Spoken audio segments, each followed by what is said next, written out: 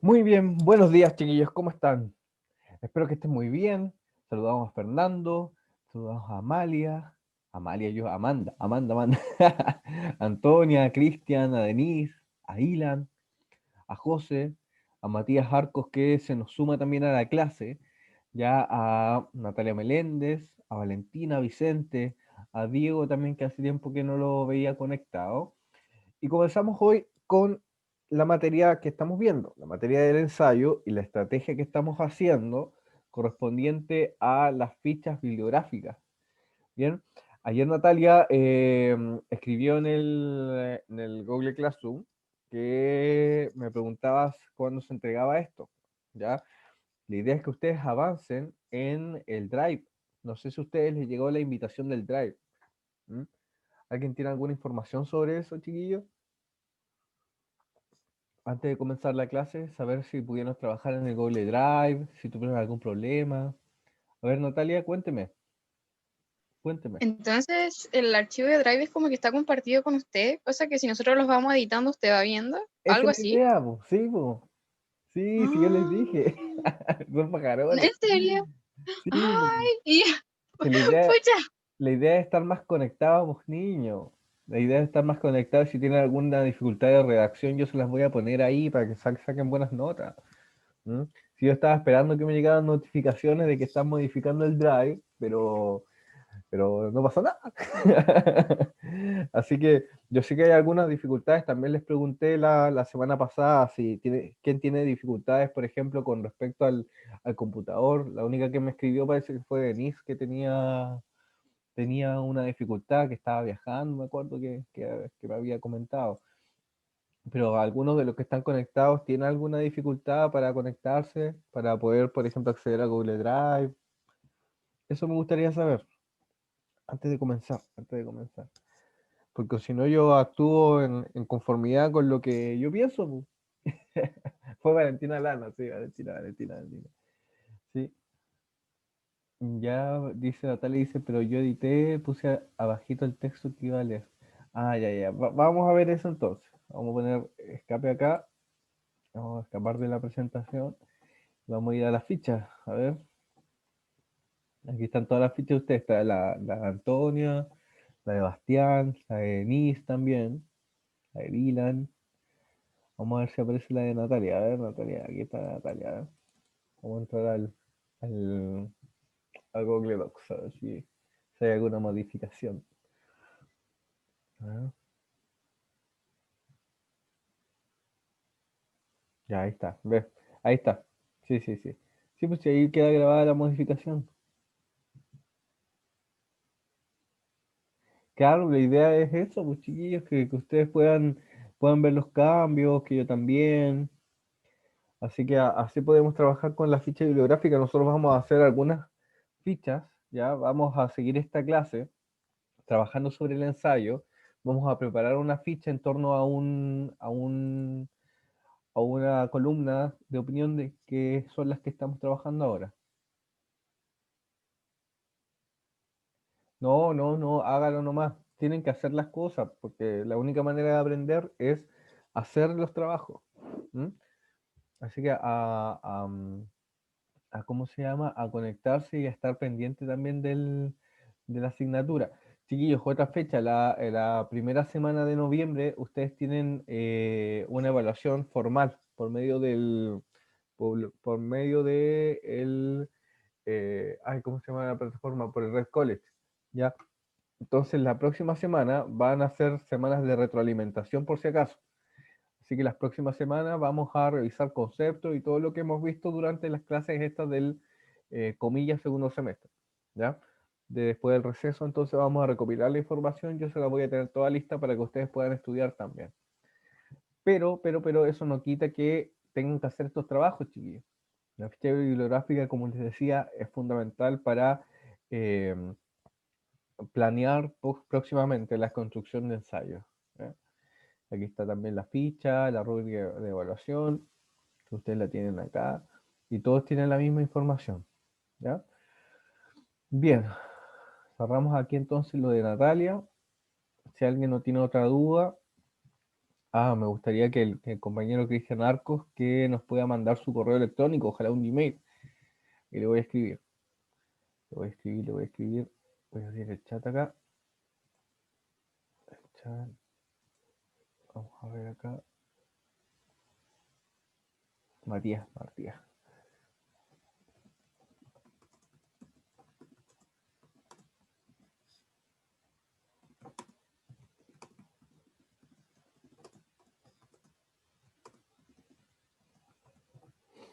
Ya. Vamos entonces a ver la pizarra virtual. Vamos acá. Ya pongamos atención acá. Dice actividad de la clase, lectura y escritura especializada. Voy a aumentar un poquito acá, no veo bien. Acá. Dice, identifican temáticas propias de su interés para la elaboración de una revista digital. Se establecen roles y temáticas para la conformación de esta comunidad especializada. Bien, nosotros hemos tenido algunas dificultades de conexión, algunas dificultades también producto de esta nueva modalidad que estamos haciendo, que recién nos estamos adaptando. Por eso a Natalia recién le parecía increíble que existan estas plataformas, pero existen estas plataformas. Ya ahí Matías me contestó, después yo lo voy a agregar entonces a los distintos trabajos que estamos haciendo en Drive, también en Classroom, para que pueda ponerse al día con la asignatura. ¿Ya? Nosotros lo que estamos haciendo, primero, antes de ensayar y antes de construir la revista digital, es construir primero las fichas bibliográficas, ¿ya? Las fichas nos van a dar pie para poder hacer un comentario, poder hacer, por ejemplo, una columna de opinión y distintos materiales que requieren esta asignatura, ¿ya? Por eso es esencial hacer las fichas y es esencial también ponerse a leer, porque próximamente se nos vienen algunos trabajos, por ejemplo, de confección de afiches, ya recopilación de información y todo eso yo lo quiero hacer a partir de las fichas. ¿Ya? Las fichas, les vuelvo a reiterar, son muy importantes para la asignatura y para ir avanzando en la asignatura. Bien, vamos a poner un video primero, introductorio, pasando ya desde esta primera parte, que nos va a hablar sobre la experiencia de algunos estudiantes con respecto a la escritura ensayística en la universidad. ¿Ya? Hoy día vamos a avanzar en eso, vamos a volver a recordar qué es lo que es un ensayo, volver a ver la estructura del ensayo y algunas preguntas que son desde el antes, durante y después del ensayo, ¿ya? Para después poder revisar esa estructura en un ensayo interactivo que encontré en internet que quiero que lo veamos y lo revisemos, ¿bien? Vamos a escuchar entonces el video, pongamos atención y después contestamos algunas preguntas. Pongamos mucha atención acá.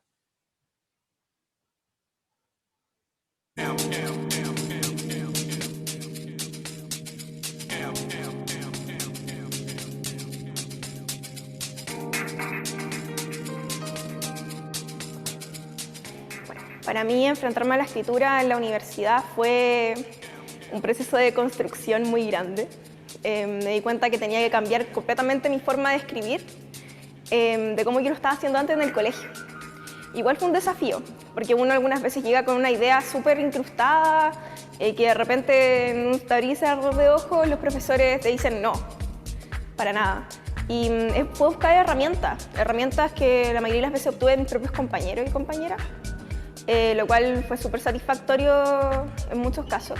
En las ciencias por ahí más duras yo entendía la escritura más desde lo formal, ¿sí? Que esté bien ordenadito, que sea claro, qué sé yo.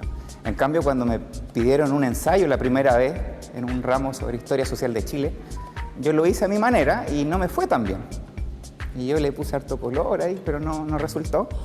Y claro, la retroalimentación fue algo para mí que me desconcertó. Fue como, según pauta, tales puntos faltaron, en tu argumentación faltó anudar esta idea, y yo, ¿qué es esto? Sí. Y por lo mismo tuve que empezar a hacer trabajos ya de búsqueda personal, o ver cómo en realidad escribía gente ya más leteada en estas áreas, informes o de cursos superiores o de compañeros que tenían acceso a material quizás, para poder un poco pautearme en base a eso y poder escribir un poco mejor. Ya no era tanto temas ni siquiera de ortografía ni de ideas en el concepto, sino cómo estructurar a la larga, no sé, por ejemplo, una introducción o diferenciar entre una conclusión y una discusión en los informes muchas veces.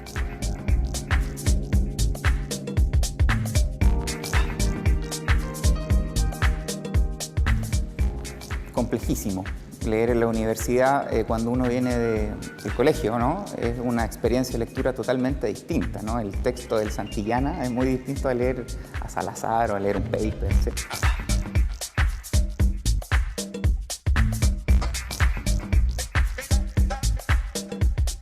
Lo que sí me costó fue saber cerrar mis ideas, porque suelo tener este problema del árbol que me voy por las ramas y puedo extenderme demasiado en lo que quiero explicar o sobreexplico las cosas incluso. Entonces tuve que aprender a mirar reloj, a controlar mi tiempo. De hecho, mi maña, o como mi tip personal cuando hago presentaciones orales o cuando estoy haciendo una clase, no sé, es sacarme mi reloj de muñeca y ponerlo visiblemente sobre el escritorio para visualizar qué tiempo estoy usando o cómo voy con los tiempos de juego.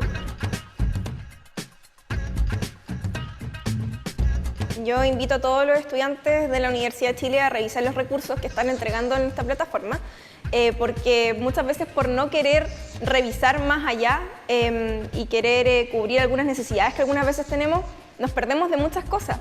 Entonces los invito a todas y a todos que no se pierdan los recursos.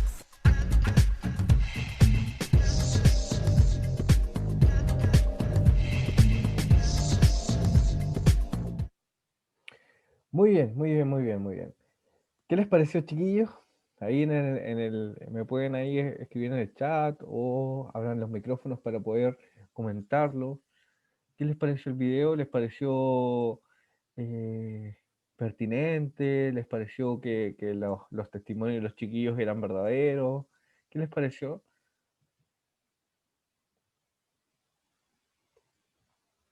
¿Mm?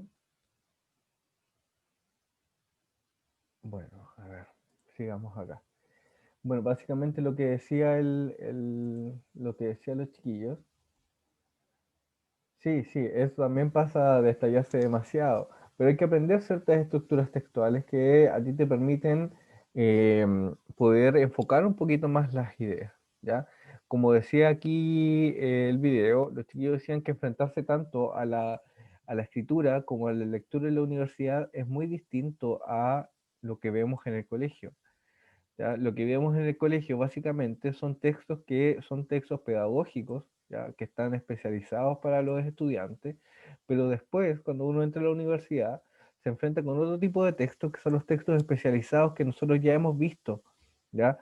Los textos como los papers académicos, como también las columnas de opinión en este caso, ya como por ejemplo la construcción de fichas, la construcción de ensayos propiamente tal, que fue el tema del video, se hace mucho más complejo si uno no tiene las herramientas y si uno no tiene la posibilidad de ir ensayando, ir preparando, por ejemplo, la entrega de información.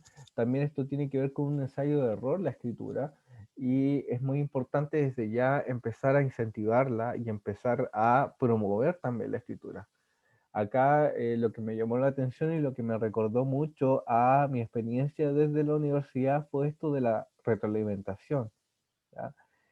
Esto es muy importante y no se logra mucho en el colegio por una dificultad muy simple, que los estudiantes muchas veces no hacen los trabajos o no quieren hacerlo, pero después ya cuando entran a la universidad ya necesitan hacerlo, por ejemplo, para pasar un ramo y hay una serie de dificultades desde lo académico hasta incluso lo económico que los obligan a hacer las cosas, ¿ya? Pero, aún así, la retroalimentación dentro de la universidad les parece ajena, ¿ya? Porque no la han vivido antes. La idea es que ustedes vivan una experiencia de retroalimentación de un ensayo, ¿ya? A través de las actividades de escritura que estamos haciendo acá, porque si no se van a llevar muchas sorpresas ahí y muchas dificultades también, ¿ya?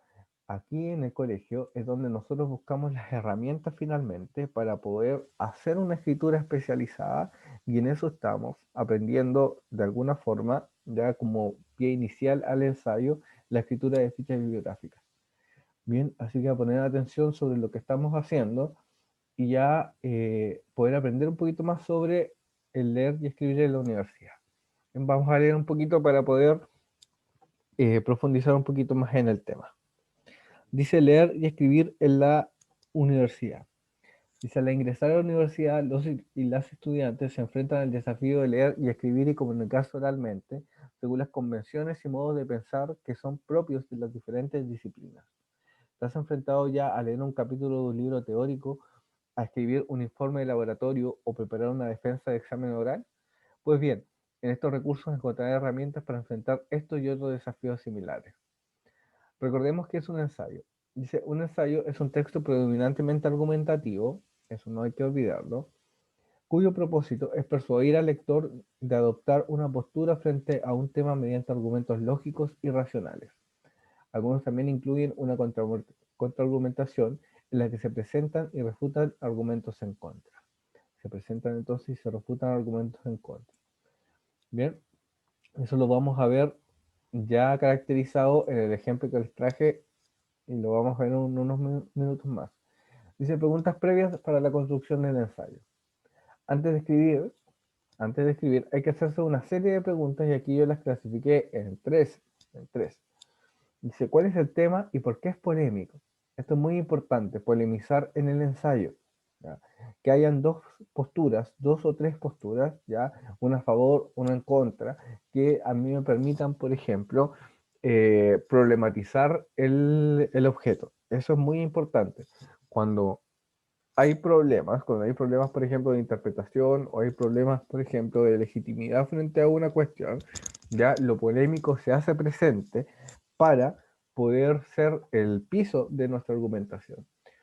Dice 2, ¿qué postura o tesis voy a defender? ¿Puedo explicarle en pocas palabras? Aquí nosotros lo clasificamos como la propuesta. ¿Ya? ¿Qué es lo que se propone en el ensayo? Eso es la pregunta que nos hacíamos en clases anteriores. ¿Qué es lo que se propone en el ensayo? Bien, vamos a anotarlo acá. ¿Qué es lo que se propone? ¿Qué es lo propuesto? ¿Ya? Dice, ¿qué argumentos lógicos apoyan mi postura? Y ahí ya empezamos al trabajo en cuanto a el diseño del desarrollo del ensayo. ¿Qué textos o autores me sirven para evidenciar mis argumentos? 5. ¿Hay argumentos contrarios a mi tesis? ¿Cómo puedo refutar esos argumentos? Mientras escribe, veamos acá, tengo evidencia de buena calidad para respaldar mis argumentos. Cito a todos los autores o textos que utilicé para mis argumentos. Dice 8, se entiende cómo cada argumento apoya mi tesis. Después de escribir, los últimos dice, cumplí mi propósito de escritura, presenté el tema de la polémica que circunda el ensayo, dejé clara la tesis o postura que estoy defendiendo, presentaré argumentos lógicos y fundados en la evidencia, logré refutar argumentos en contra de mi postura. Ven, todas estas preguntas, ¿ya? Las 13 preguntas que están acá, tienen que ser posibles de ser contestadas en el ensayo. ¿Ya? Muy importante también para la construcción de este y para la retroalimentación y la metacognición del ensayo. ¿Ya? Cómo yo lo voy a estar fabricando, cómo yo puedo evidenciar también mis aprendizajes acá, aquí está presente para que yo pueda orientar la escritura del ensayo y no se me vayan las ideas por todos lados, como dice Natalia, ¿ya? Sino que ahí, dirigir la actividad investigativa, dirigirla bien, hacia la construcción misma del ensayo. Sigamos acá con la estructura del ensayo. La estructura básica que ustedes saben de el inicio, el desarrollo y la conclusión. Dice número 1, presenta el tema y la polémica que lo rodea. Opcionalmente puedes presentar tu tesis aquí. Número 2, presenta ordenadamente tus argumentos a favor, argumentos en contra y la forma de refutarlas de estos argumentos. Idealmente cada argumento debería desarrollarlo en un propio párrafo, echando a mano citas, ejemplos o razonamientos según sea el caso. Número 3, explicita o reafirma tu tesis a partir de la evidencia que presentaste en el texto. También puedes plantear una reflexión final. Entonces es una estructura muy básica, donde ya están implícitamente los elementos que nosotros ya hemos revisado. ya los elementos de tesis, los elementos de argumentación y los elementos, perdón, de premisas, ¿ya? Que están presentes básicamente en toda la construcción ensayística. Vamos a limpiar acá. Toda la construcción ensayística. Atrás. Ahí está. Ahí está. ¿Qué es lo que tenemos que tener en cuenta para la construcción del ensayo? Veamos acá las recomendaciones que nos dan desde la Universidad de Chile. Dice, esta es una forma de estructurar un ensayo, pero no es la única. Fíjense acá que nosotros vimos una estructura básica, pero no es la única. Dice, como viste, hay elementos que pueden desarrollarse más extensos o ser más resumidos. Y la información en cada párrafo puede ordenarse de distintas maneras. El texto que escribas dependerá de tu estilo y del contexto que desarrollarás tu escrito. Ya, muy importante lo del contexto, ¿ah? Porque el contexto a mí me da pie para hacer una reflexión. Bien, no es lo mismo, por ejemplo, reflexionar sobre lo que está sucediendo, por ejemplo, en el país antes del 18 de octubre de 2019 y después. No es lo mismo porque hay distintos antecedentes y no es lo mismo, por ejemplo, quien habla de la experiencia de haber vivido in situ las situaciones del país o una experiencia de alguien que está reflexionando desde fuera. ¿Ya? El ensayo a mí, el ensayo siempre es personal y siempre es una apreciación, ¿ya? De un tema polémico, a mí me permite ensayar desde el contexto, ¿ya? Y respetando, por supuesto, el estilo, que es algo que se va cultivando en la medida que uno está aprendiendo también a escribir, a informarse y a revisar su escritura. Dice, no olvides desarrollar un aporte propio a la vez de dialogar con las fuentes bibliográficas.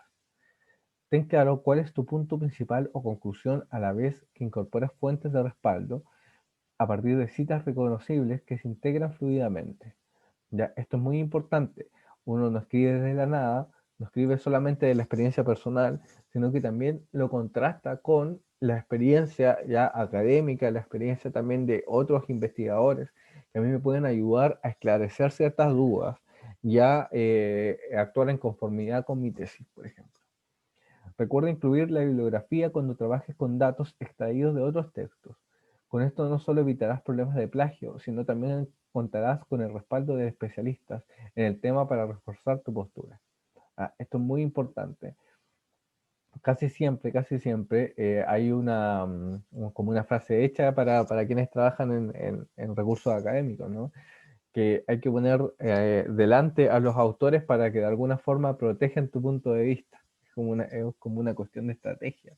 ¿Ven? Cuando uno aprende a escribir, tiene que aprender a respaldarse con la información ya entregada para después poner tu propuesta más original. Dice, es fundamental que vayas explorando tus propias estrategias de escritura de ensayos. Recuerda que cada persona es diferente y lo que funciona para una puede no funcionar para otra. Así la invitación es utilizar estos conceptos con flexibilidad y reflexionar sobre tu propia práctica. ¿Bien? Por eso a mí me interesa mucho que ustedes puedan flexiblemente ya entrar a la construcción de la ficha, leer, analizar, sacar las premisas, la tesis, sacar los argumentos, porque en la escritura ensayística siempre hay que ser flexible y siempre hay que reflexionar sobre esto, ¿ya? La diferencia, por ejemplo, de la actividad del escritor y la actividad, por ejemplo, de lo que se hace en ciencias, es que muchas veces hay que interpretar ya la información obtenida, ya hay que reflexionar sobre esta y no solamente es una vez se hace el experimento y ya se acabó, sino que es una y otra vez donde nosotros tenemos que revisar la escritura, revisar cómo estamos escribiendo y revisar también las dificultades, ¿ya? Por eso el aprender a escribir no es una cuestión fácil, es una cuestión que ya requiere tiempo, requiere años, ya ustedes ya tienen una experiencia de saber más o menos escribir, ¿ya? Pero la idea es hacerlo de una forma mucho más especializada y ahora con referencia a las dificultades de la pandemia, hacerlo desde distintas plataformas como la que estamos usando nosotros. Bien, vamos a ver entonces el ejemplo que está acá, de la Universidad de Chile, se los traje para ustedes. Vamos a esperar que cargue entonces. Acá dice, revisa un ejemplo, ¿ya? Vamos entonces a ver cuáles son los elementos de esta escritura, ¿ya? Para poder analizarla, dice, veamos qué nos dice la primera nube. Dice, el ensayo inicia con una presentación del tema general. Dice, la educación superior tiene una gran relevancia en el siglo XXI. El periodo de globalización que actualmente se está experimentando en el mundo requiere cada vez más el uso de conocimientos avanzados, ¿ya? Ahí está la presentación y también hay una especie de premisa ahí, ya que a mí me permite acercarme hacia el lector. Dice, esto significa un desafío para todos los países y en especial para los que se encuentran en vías de desarrollo, como es el caso de Chile, para posibilitar la ampliación del acceso a una formación especializada en el nivel superior, acceso que antes estaba reservado exclusivamente para las élites. Dice, luego se plantea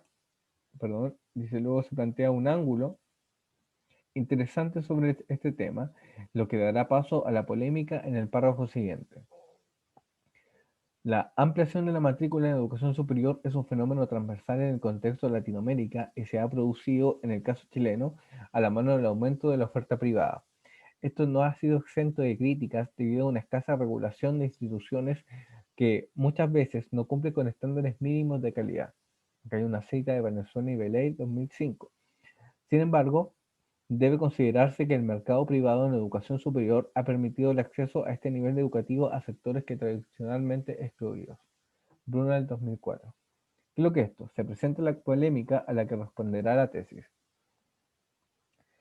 En consideración de lo anterior, en el presente ensayo, estamos aquí leyendo, se postula que es beneficioso para Chile el aumento de la oferta en la educación superior privada, puesto que permite pasar de un sistema de la élite a uno masificado o amplio acceso. ¿Ya? Fíjense aquí que aquí está la palabra clave. La palabra clave para acceder a la tesis es la siguiente, cuando dice se postula, se postula. Muy importante identificar entonces la tesis para saber qué es lo que vamos a defender nosotros. ¿Ya? Muy bien, entonces dice, en el texto se discutirá en primer lugar sobre las características y relevancias de la enseñanza superior en el mundo contemporáneo.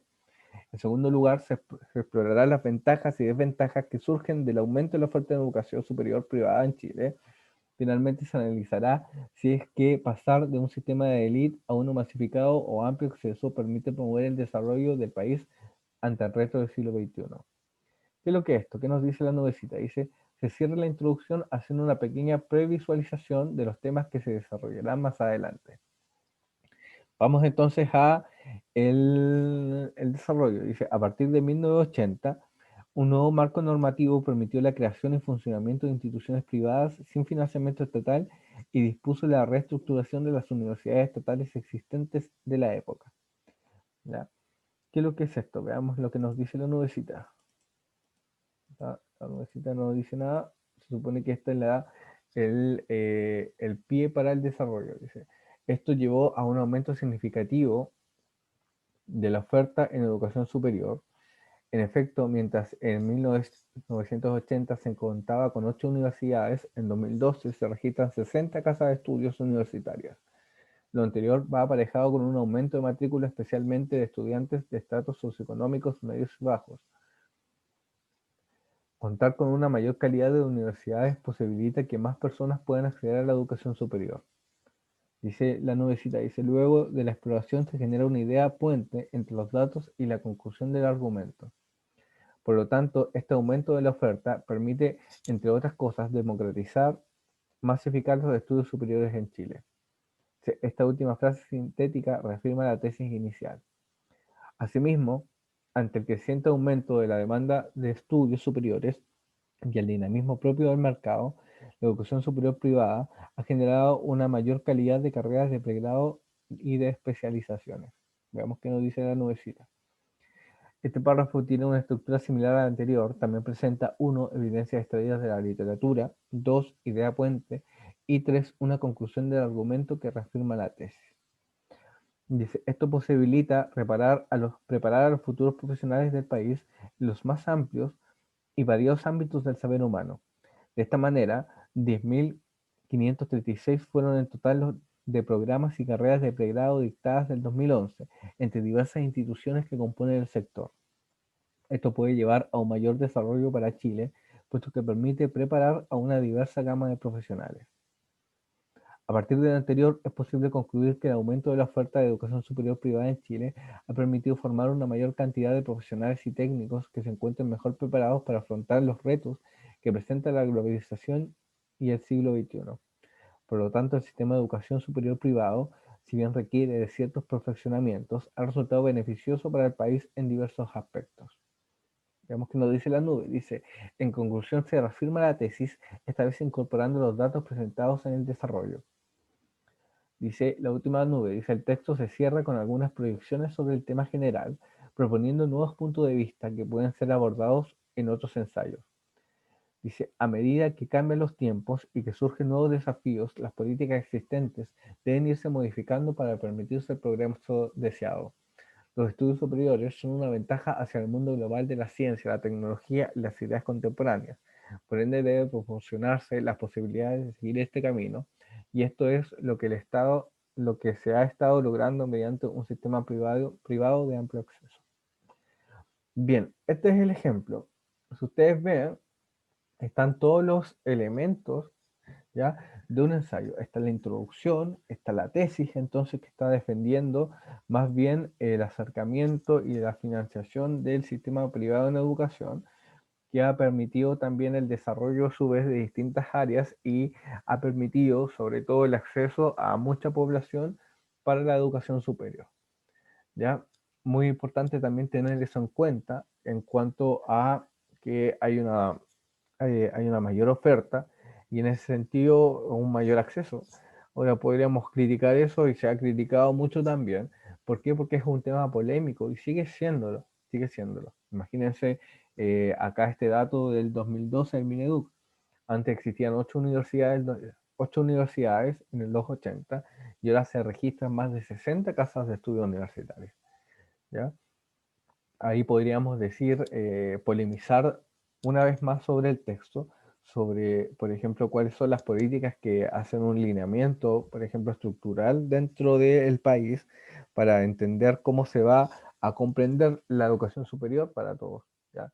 Porque, por ejemplo, ¿cuántos 60 casas de estudio que tengan una visión distinta, por ejemplo, de la formación, no sé, de alguna carrera específica, por ejemplo, de profesorado? Ya haría un poquito difícil, por ejemplo, alcanzar ciertos parámetros, ya, o ciertos objetivos en cuanto, por ejemplo, la educación de calidad o una educación inclusiva, ya.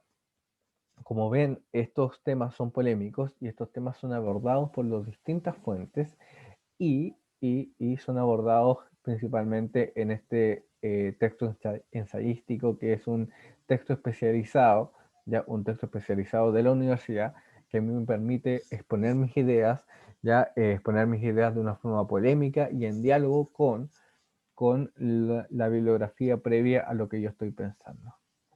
Bien, entonces vamos entonces a la pizarra digital y vamos acá. ¿Qué es lo que estamos haciendo nosotros entonces? Estamos aprendiendo diversas técnicas de procesamiento de información a partir de la escritura de un ensayo, ¿ya? Nos preparamos entonces teóricamente, sabemos qué es lo que es un ensayo, las dificultades de escribir en la universidad, las preguntas que yo me tengo que hacer antes la lectura, mientras se escribe, después de que se escribe, la estructura básica de un ensayo que hay que complementarlo con lo que ya hemos visto de tesis, argumentos y premisas.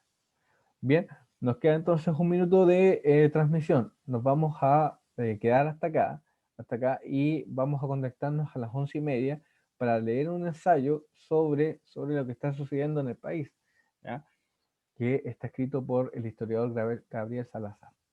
Bien, nos despedimos entonces. Nos vemos en un ratito más, a las 11:30. Chao, chao. Chao, profe. Chao, chao, chao. Nos vemos entonces en un ratito más.